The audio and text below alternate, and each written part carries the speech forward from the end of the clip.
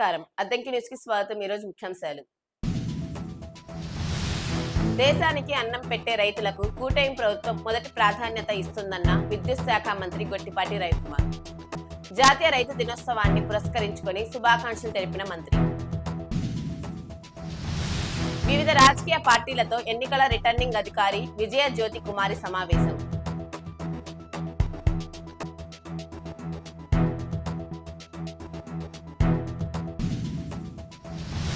మైనర్లకు వాహనాలు ఇస్తే తల్లిదండ్రులపై కేసు నమోదు చేస్తామన్న పోలీసులు. నామ్ రోడ్డుపై అవగాహన.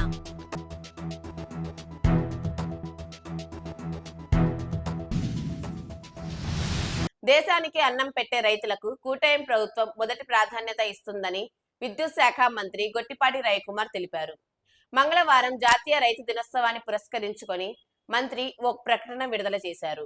రైతులకు అన్నదాత సుఖీభవ, ఉచిత విద్యుత్, సబ్సిడీపై విత్తనాలు, యంత్రాలు, రుణాలను ప్రభుత్వం అందజేస్తుందన్నారు. మొంతా తుఫాన్ సమయంలో బాపట్ల జిల్లాలోని రైతులకు అండగా ఉన్నామని మంత్రి పేర్కొన్నారు. మైనర్లకు వాహనాలు ఇస్తే తల్లిదండ్రులపై కేసులు నమోదు చేస్తామని వాహనదారులకు పోలీసులు హెచ్చరించారు. మంగళవారం అద్దంకి సింగరకొండ రోడ్డులో నామ్ రోడ్డుపై వాహనదారులకు ఏఎస్ఐ ఏడుకొండలు రోడ్డు భద్రతపై అవగాహన కల్పించారు. ద్విచక్ర వాహనదారులు తప్పనిసరిగా హెల్మెట్ ధరించాలన్నారు. అతివేగం ప్రమాదకరమన్నారు. రోడ్డు భద్రత నియమాలను పాటించి ప్రమాదాల నివారణకు పోలీస్ శాఖకు సహకరించాలన్నారు.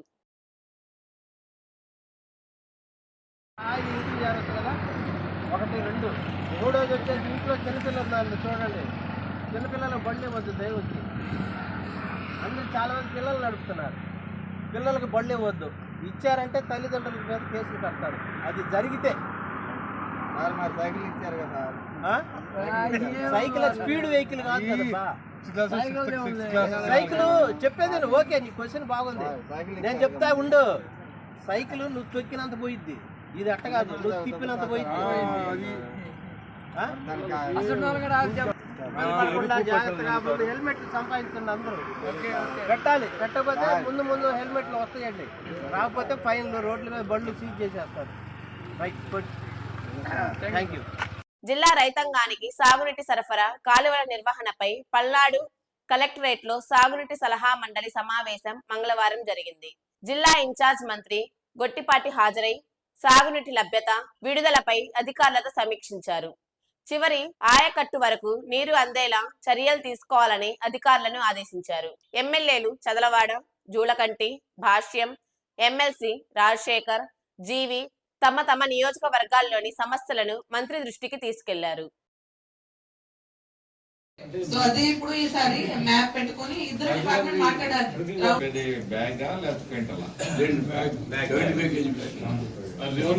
ఇప్పుడు అనేది మన ఇంటర్వెన్స్ కాదండి,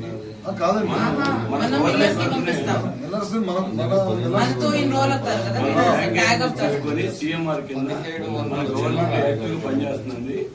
దీంతో పాటు ఇక్కడ లోకల్ గా సబ్సిడీగా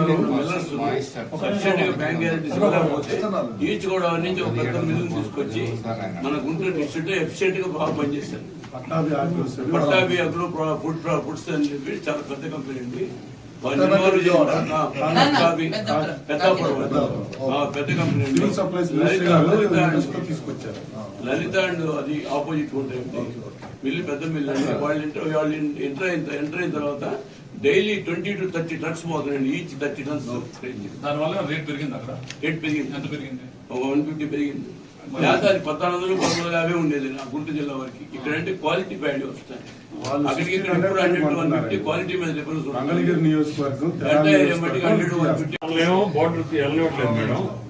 వాళ్ళు మాత్రం వస్తున్నారు. ఒకటి ఇక్కడ పేమెంట్ ఇమీడియట్ గా జరుగుతుంది. రైతుకి ఏమైనా సంబంధం ఉందా మాయిచతో? నిర్ణయించేటప్పుడు ఈ ఏరియాలో ఇంత మాయిచ ఉంటుంది అని చెప్పి వాడు అభిప్రాయానికి వచ్చి రేటు నిర్ణయించాలి.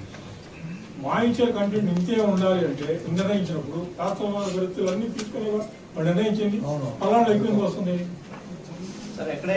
మనం వెళ్ళాము, నేను పచ్చది మన ఆర్ఎస్టీకి వస్తారు, చెక్ చేస్తారు. వచ్చిన తర్వాత మనం మాయిశ్చర్ చెక్ చేసి చేస్తున్నాం. మీరు అంటే ఇక్కడ ఎందుకు ఉంటుంది ఎక్కువ కాదు మినిస్టర్ గారు, ఇప్పుడు మాయిశ్చర్ చెక్ చేయడం అనేది కాదు, మీరు మాయిశ్చర్ ఒడ్లు వచ్చిన తర్వాత వండుకోవాలా. మీరు పంట రేటు నిర్ణయించేటప్పుడు మాయిశ్చర్ ఉంటుంది అని చెప్పి నీకు నిర్ణయించాలి, కానీ నీకు మాయిశ్చర్ ఎక్కువ ఉంది కాబట్టి తీసుకెళ్ళమంటే నువ్వు కొంటున్నావు అంటే ఆ మాయిశ్చర్ ఉంటుందనే కొంటుంది. మీరు ఉన్నట్టే మీరు ఈ రోజుల్లో ఒడ్లు వస్తున్నాయి, ఒడ్లు వచ్చేటప్పుడు వాడు పంట తీసుకొచ్చిన తర్వాత ఒడ్లు అమ్ముతున్నాడు. ఎంత మాయిశ్చర్ ఉంటుంది? పంట తీసుకొచ్చిన మాయిశ్చర్ ఉంటుంది. వాడేం పెంచలేదు మాయిశ్చర్ని. రైతు అనేవాడు తెలియదు అసలు ఎంత మాయిశ్చర్ ఉంటుందో తెలియదు, ఏం తెలియదు. వాడు పంట వచ్చి నూర్పుడు చేశాడు, తీసుకొచ్చాడు. తీసుకొచ్చిన తర్వాత మీరు ఈ రోజుల్లో కొంటారంటే అది మొత్తం కొంటారనే కదా.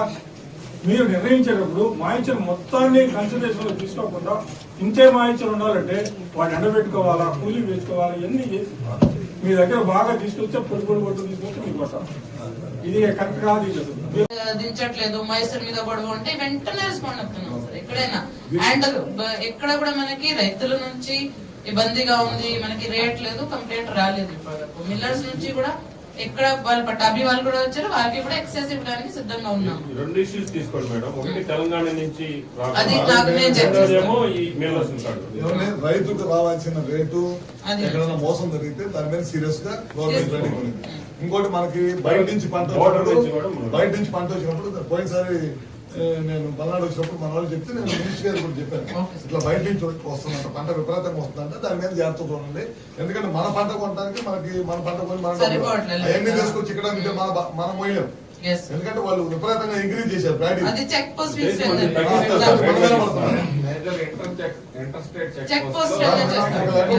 గవర్నమెంట్ కి మనకి ఇక్కడ నుంచి మన బిఆర్సీ మీటింగ్ అనుకున్నట్లు కొద్దిగా ఎవరు చూస్తున్నారు ఏమైందంటే మన డిస్ట్రిక్ట్ నుంచి కూడా పల్నాడు నుంచి మిర్యాలగూడ ఏరియా వెళ్తుంది. ఎందుకంటే అక్కడ అవన్నీ వాళ్ళు అనుకునే కూడా మనం అనుకోండి, నువ్వు అన్ని చేయాలి చెప్పండి. మన బోర్డర్ కి వారం కోట్లు రావద్దని మన వాళ్ళు అడుగుతున్నారు. అందుకే మనం మాట్లాడాలి.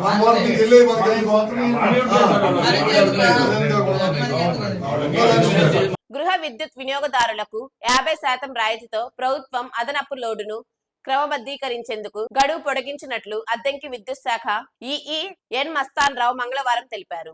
ఈ నెల 31 వరకు గడువు పొడిగించారన్నారు. అద్దంకి డివిజనల్ పరిధిలో ఇప్పటి వరకు 6,354 మంది వినియోగదారులు ఈ అవకాశాన్ని వినియోగించుకున్నారన్నారు. వినియోగదారులందరూ ఈ నెల 31 లోపు అవకాశాన్ని సద్వినియోగం చేసుకోవాలన్నారు.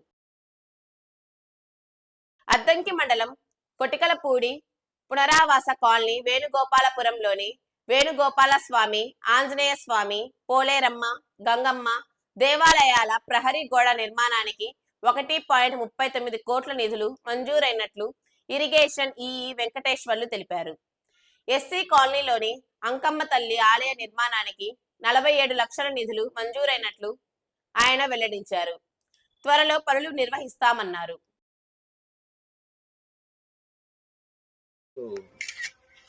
ఎస్సీబీసీ కాలనీలో కాంపౌండ్ వాళ్ళు పని స్టార్ట్ చేసేదానికి ఇక్కడికి వచ్చాము.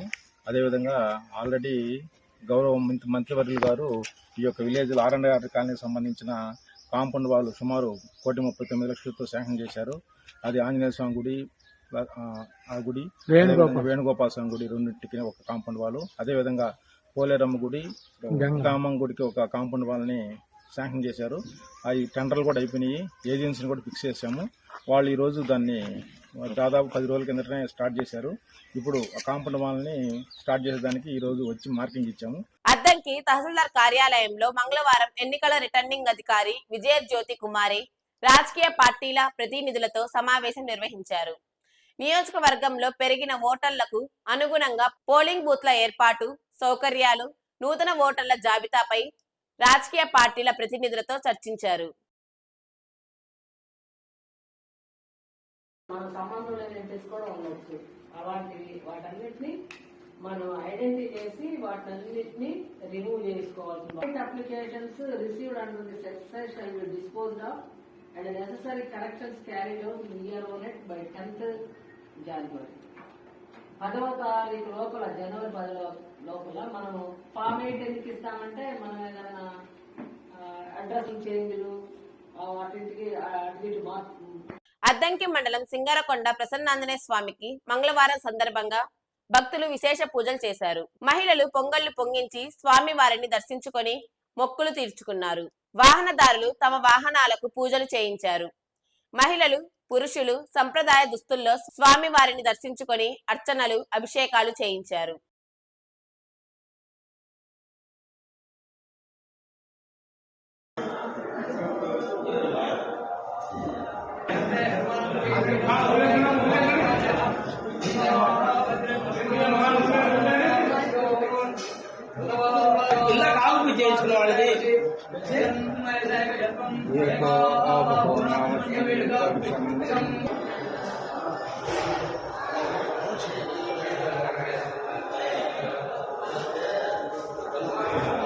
అద్దంకిలో విద్యుత్ ఆధునీకరణ పనులను ఈ మస్తాన్ రావు పరిశీలించారు. శ్రీరామ్ నగర్, ఎస్టీ కాలనీ, గుర్రాల కాలనీ, మొండితోకపాలెంలో కొత్తగా వేస్తున్న విద్యుత్ స్తంభాలు, నూతన ట్రాన్స్ఫార్మర్ల పనులను ఆయన పరిశీలించారు. పట్టణంలో లో వోల్టేజ్ సమస్య లేకుండా అన్ని చర్యలు తీసుకుంటున్నామన్నారు. ఆయన వెంట ఏడీఈ దామోదరం, ఏఈలు సిబ్బంది ఉన్నారు. బల్లికురవలోని చిన్నపల్లిలోని ఓ ఇంట్లో చోరీ జరిగిన ఘటన వెలుగులోకి వచ్చింది. ఎస్ఐ నాగరాజు వివరాల ప్రకారం గ్రామంలోని హరిబాబు ఎల్ఐసి ఏజెంట్ గా పనిచేస్తుంటాడు.